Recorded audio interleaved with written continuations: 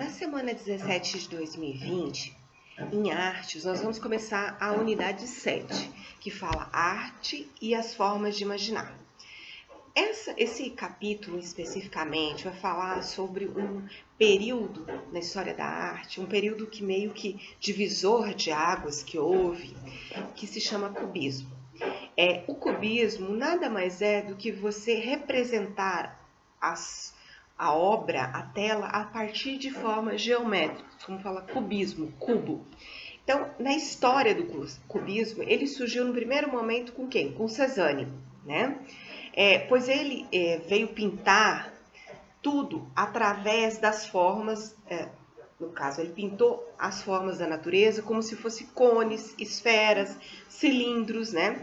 Ele queria se desvincular da natureza em si, né? Ele não copiava a natureza, né? Ele falava o seguinte: eu mudo a água em vinho, o mundo em pintura, né? Isso era um fato verdadeiro, né? O que acontece? Tudo para ele é um cone, uma esfera, eram formas utilizadas para descrever, para apresentar o mundo natural, tá?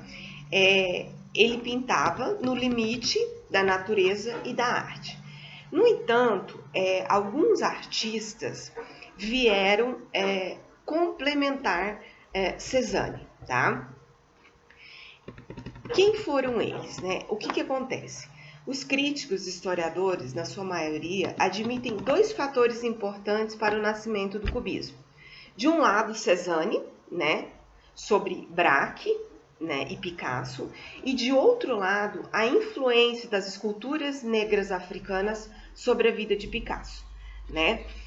O que acontece? Houve um esgotamento do impressionismo, tá? De você pintar de acordo com o que você estava vendo naquele determinado momento, né? E aí, Cézanne, ele se liga à escultura negra, né? E fornece para Braque e Picasso os argumentos, os materiais necessários para criar essa nova arte, tá?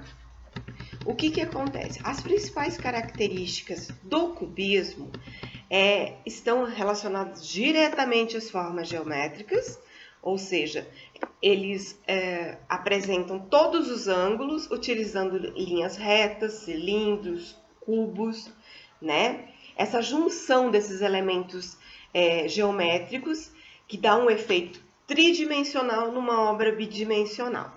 E aí eles têm algumas características muito importantes. Primeiro, a geometrização das formas e volumes. Segundo, eles renunciam totalmente à perspectiva, né, compondo somente em duas dimensões, que é a largura e a altura, né? O claro e escuro perde a sua função específica. Eles representam o volume num colorido sobre as superfícies. Eles preferem linhas cortadas e cruzadas. As pinturas, elas dão uma sensação de que são umas esculturas que está sendo esculpido. As cores são austeras, do branco ao negro, passando pelo cinza, o ocre, o castanho, são as cores que são mais utilizadas. Braque e Picasso, seguindo a linha de Cézanne, deram início à geometrização dos elementos na paisagem. Braque, em 1908, ele enviou umas obras dele e Matisse, ele falou o seguinte: ele despreza as formas, reduz tudo a sítios, figuras, casas, a esquemas geométricos e cubos, né? E essa frase, citada por Luiz Vasconcelos, no artigo publicado por Gil Blas, daria o nome ao movimento. Então, essa frase, ele despreza as formas, reduz tudo, sítios, figuras, casas, a esquemas geométricos e a cubos. Isso foi o que deu origem ao movimento cubista, tá? O que marca verdadeiramente o cubismo é a obra de Picasso, que é a obra Les Demoiselles de Avignon, que é uma obra de 1907, uma pintura a óleo, que está lá na página 98 a figura, tá? Que são mulheres que são representadas em bidimensões, mas você percebe o rosto, um lado, o outro, em várias posições, né? Então essa é a obra que marca o início do cubismo, Les Demoiselles de Avignon, de Pablo Picasso, do ano de 1907. O cubismo ele foi dividido em fases. Há quem divida ele somente em 2 fases e há quem divida ele em 3 fases. Nós vamos falar das 3 para a gente poder se localizar. A gente tem o cubismo cezanniano ou cubismo pré-analítico, né? Devido às influências de Cézanne, né?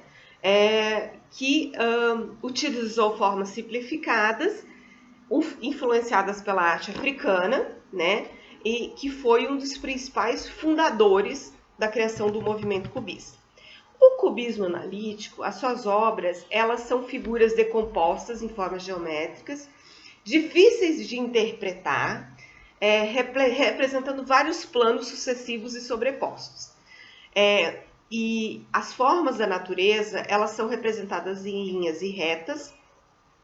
Eles utilizam o verde, o marrom, o cinza, tons monocromáticos, influenciados pela cultura africana, desestruturando a obra, decompondo a obra, tá?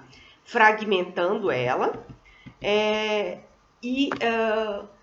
a gente consegue perceber a cor se reduz aos tons castanho, cinza e bege. Aí nós vemos o cubismo sintético, ou cubismo das colagens, porque literalmente eles começaram a fazer colagens sobre a obra, né? Ele era denominado por incorporar as técnicas de colagem nas suas obras. As imagens não são tão difíceis de serem interpretadas, você passa a compreender o que o artista está querendo apresentar, mas de forma reduzida, tá? O principal recurso foi usado por Juan Gris, que também introduziu uma paleta de cores mais vivas nas criações, né? Ele vem trazer letras, palavras, números, pedaços de madeira, vidro, metal, recortes de jornais nas suas obras, para dar um efeito plástico e ultrapassar os limites das sensações visuais que aquela obra sugere, dando até uma sensação tátil, de toque, né? Qual que era o principal objetivo do cubismo? Primeiro, revolucionar a forma como a natureza era retratada. Abandonar as noções tradicionais de perspectiva, fugir do conceito do renascimento, retratando a realidade com perfeição, né? Os artistas buscavam desconstruir, fragmentar, decompor os objetos por vários ângulos, em diferentes perspectivas, tá? Separar cada lado, né? Compondo sem perder a noção do todo, né? Por essa fragmentação, dessa maneira, o cubismo chamado arte mental, né? Que representava uma possibilidade, através da forma geométrica, de analisar como um todo, tá? Apesar do abandono da perspectiva tradicional e do conceito claro-escuro, o movimento não deve ser confundido com uma arte abstrata. Ele não é abstracionismo, tá? Ele desconstrói. No entanto, a obra cubista busca representar um objeto com formas geométricas bem definidas. O movimento de expressão artística também teve influência na literatura, tá? Como a gente pode perceber, vários artistas, e o principal poeta é o francês Guillaume Apollinaire, que é o Apollinaire. No Brasil, o cubismo chegou a partir da Semana da Arte Moderna de 1922, principalmente com Tarsila do Amaral. E aí a gente vai ter depois Portinari e outros artistas trazendo o cubismo para o Brasil, mas foi bem depois, porque teoricamente o cubismo nasceu lá em 1907, 1908, e aqui no Brasil mesmo ele só chegou através de Tarsila do Amaral em 1922. Tarsila estudou fora do Brasil, estudou na França, na Espanha, né? Então ela teve essa influência. Na época da Segunda Guerra Mundial ela esteve nos Estados Unidos, então ela teve essa influência do cubismo nas suas obras, ok?